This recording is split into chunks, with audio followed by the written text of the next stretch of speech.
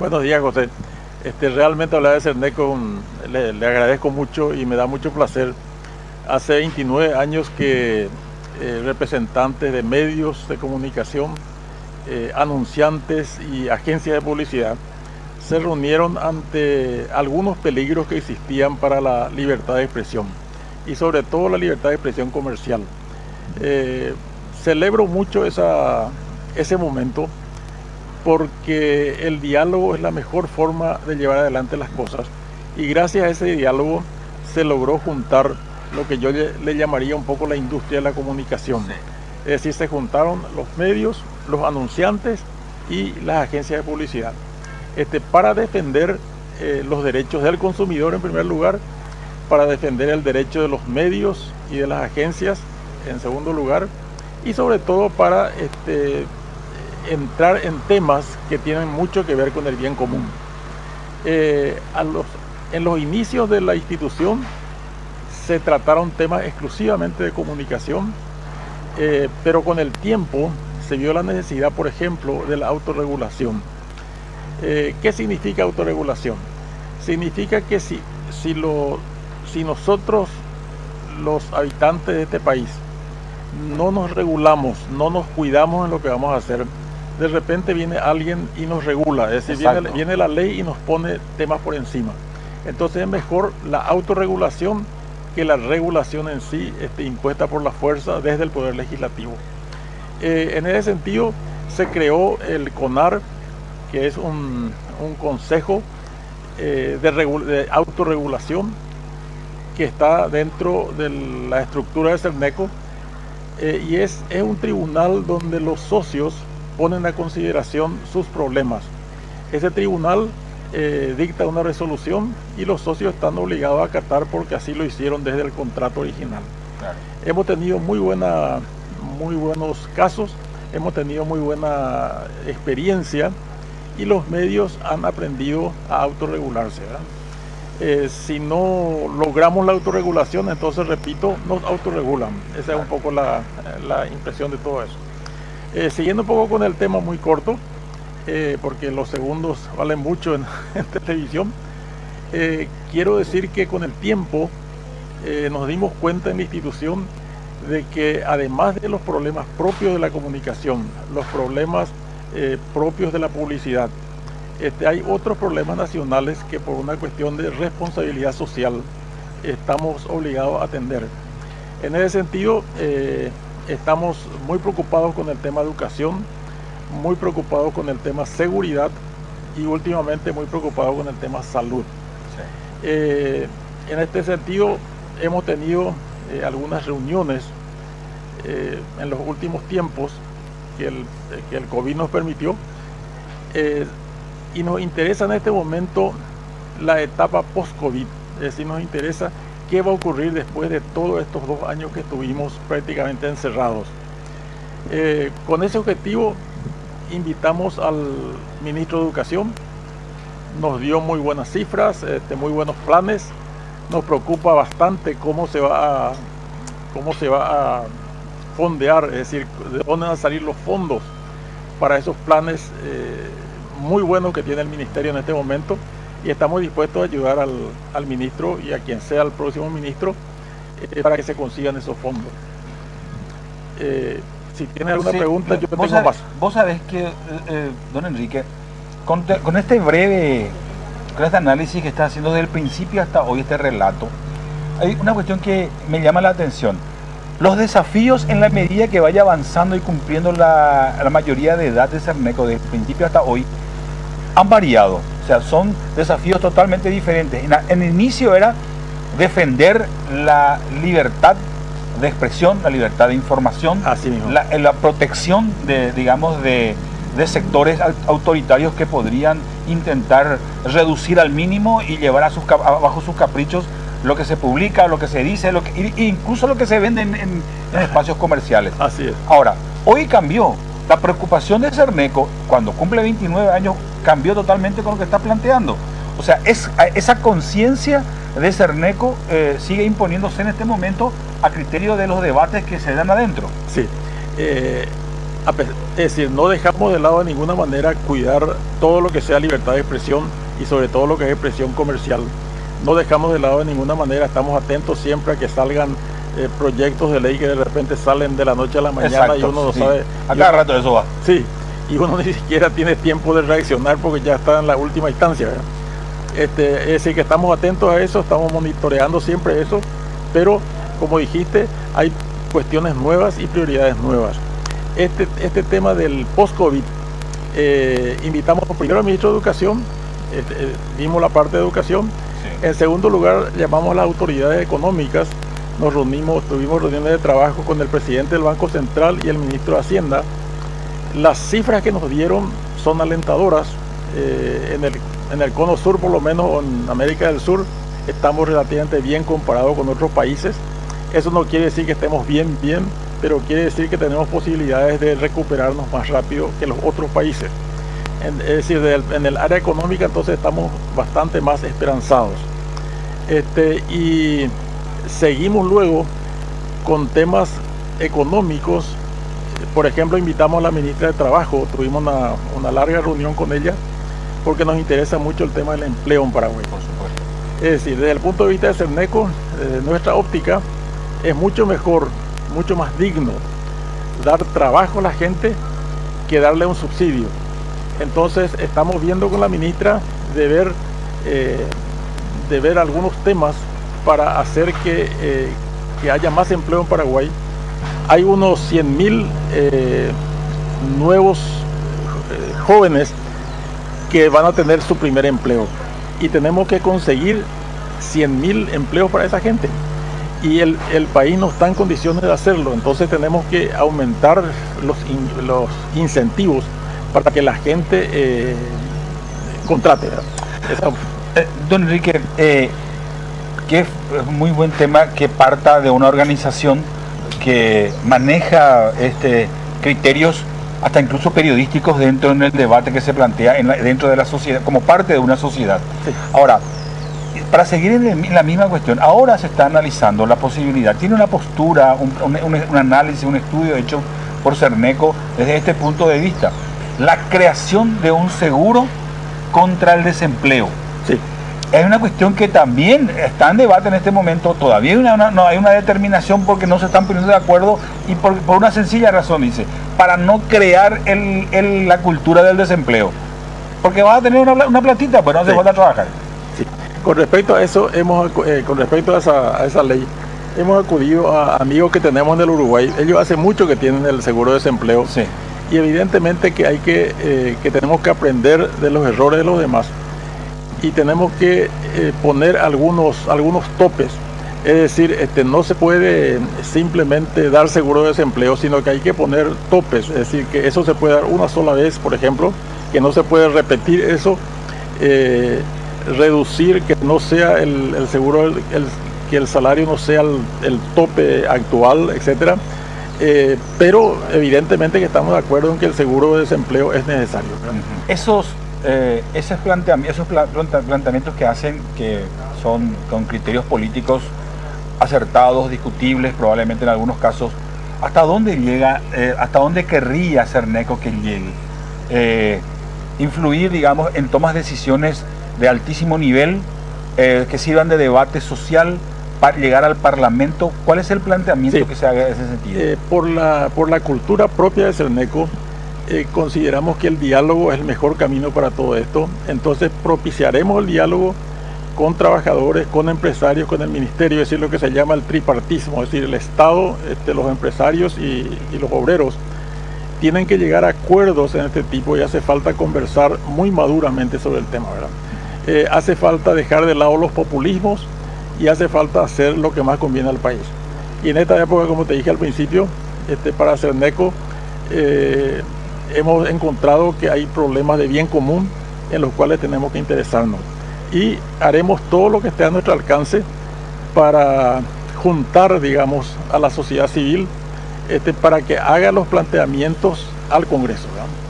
Entonces, me imagino que los congresistas, si ven que estamos todos de acuerdo, empresarios, obreros y el Estado mismo, es decir, el Poder Ejecutivo, creo que no habría problemas para que estas leyes sean aprobadas, creo, ¿verdad?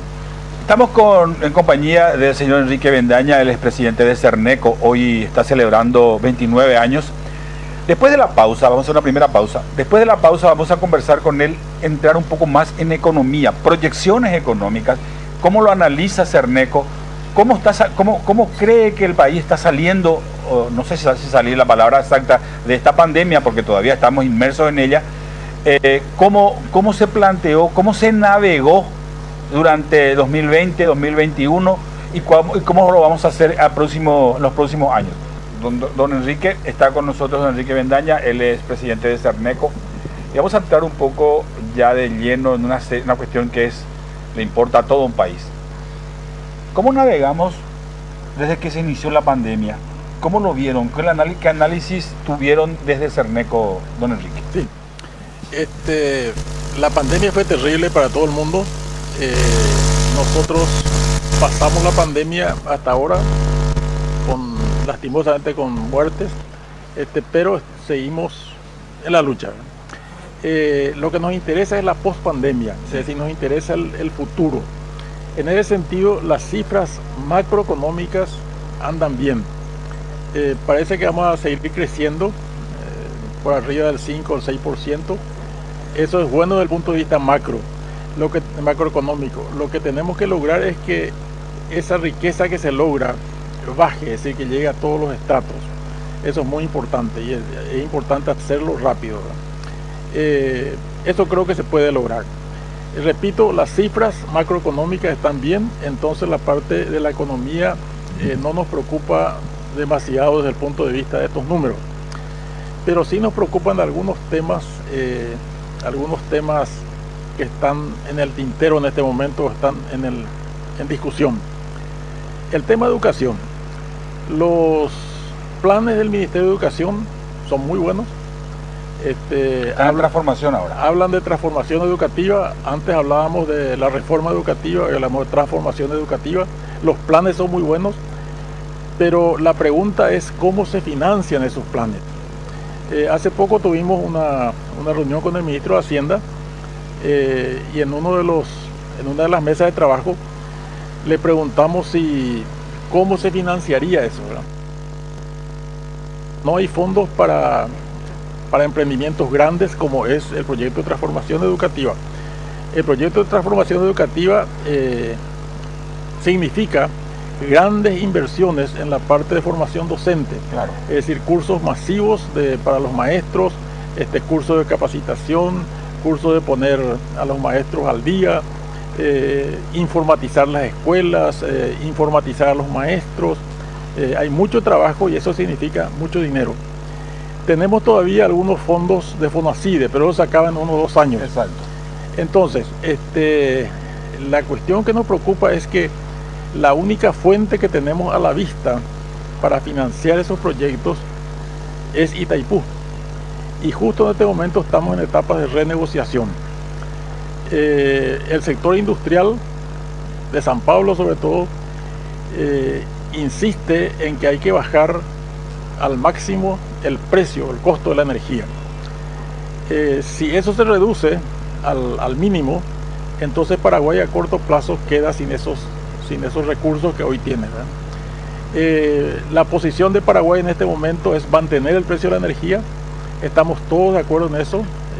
Los empresarios, los sindicatos, la sociedad civil, estamos todos de acuerdo en que se mantenga el precio de la energía para que de esa manera se le pueda dotar de fondos a la ANDE para terminar de poner en marcha todo lo que necesitamos para que la energía se utilice, porque hoy tenemos mucha energía y no la podemos utilizar por falta de medios de transmisión.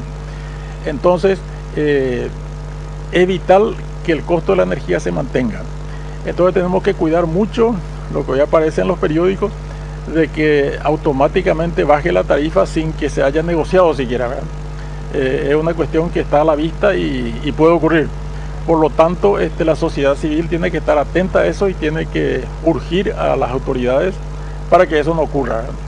Entonces estamos presionando fuerte para que eso no ocurra. Y Dios quiera que no ocurra, porque Si no tenemos esos fondos, Yacyretá no está en condiciones de darnos nada. Yacyretá es una entidad que apenas puede pagar sus cuentas. Así que Itaipú es nuestra única esperanza. Ahora, don Enrique, ¿y si eso no ocurre? Y si eso no ocurre, hay un riesgo. Si eso no ocurre, estamos en problemas. Te voy a decir el problema que yo veo. A veces mi esposa y mis hijos me dicen: ¿por qué te preocupas tanto de estas cosas? ¿Por qué no te ocupas de tus empresas, etcétera? Y mi respuesta es que yo estoy preocupado por mis hijos y por mis nietos. ¿Qué país le vamos a dejar? Con el tema de la pandemia, en la parte de educación nos atrasamos prácticamente 2 años, ¿verdad? Porque el tema online en el Paraguay y en el mundo casi, pero más en el Paraguay, no funcionó porque la gente no tiene celular, o porque no tiene computadora, o porque no llega la información, etcétera. No llega la señal, etcétera. No hay wifi, sí. mil problemas, ¿verdad? Entonces, prácticamente hemos perdido 1 o 2 años. Si seguimos sin invertir en lo que hoy se llama la transformación educativa, entonces vamos a quedar más retrasados todavía en educación. Y eso significa miles y miles de analfabetos funcionales. Exacto. Es decir, gente que sabe hoy ya se está notando, se nota. Se nota inclusive en los concursos del Ministerio de Educación. Cuando llaman los maestros a concurso, se aplaza el 70%. Sí, en cuestiones básicas como matemáticas o lectura comprensiva, ese tipo de cosas. Entonces, ¿por qué me preocupan mis nietos? Me preocupa porque el 30% de la población, en donde creo que están mis nietos porque estudian mucho, el 30% de la población va a tener que mantener al 70% que es analfabeto funcional. El analfabeto funcional es aquel que sabe leer y escribir, pero no entiende lo que lee y escribe. Entonces, a esa gente hay que darle subsidios. O sea, te cuento por una historia y con esto vamos a ir cerrando el espacio. Vos sabés que el PTI había presentado esa posibilidad de generar energía limpia, verde, y me decía el director, a partir de un hidrógeno, me decía, tenemos ya interesados en Canadá, Inglaterra y un tercer país, no recuerdo, son 3, pero las conversaciones están más avanzadas con los ingleses. Yo le pregunté, ¿en qué consiste? Y nos va a traer tecnología y nos va a traer profesionales de lo que queremos hacer. Y vamos a instalar acá el generador de esa energía con tecnología británica. Fantástico. ¿Y cuánto eso es? Y por lo menos 10 años, 15, dependiendo de lo que dicen sus técnicos. Y después vamos a trabajar con nuestros propios técnicos. Y yo le pregunté, ¿sabe qué, ingeniero, lo que pasa? El Congreso, cuando se estaba estudiando el presupuesto, sí, le están cortando presupuesto a las becas. A Becal. Le estaban sacando todo su presupuesto. Le dije yo, ¿con qué profesionales vamos a trabajar cuando eso ocurra? Porque los ingleses te van a decir, ¿dónde están tus técnicos? Y se quedaron a vivir en Europa porque no pueden ni siquiera venir más. Se acabó la plata para poder. ¿Con qué vamos a hacer? Con un electricista que salió o sea, el electricista es bueno, pero no sé si va a estar en condiciones de poder. O sea, sin las becas va a ser imposible, ingeniero. Van a venir y vamos a hacer un contrato con los británicos a perpetuidad hasta que tengamos un ingeniero que pueda suplir, digamos, a un ingeniero británico.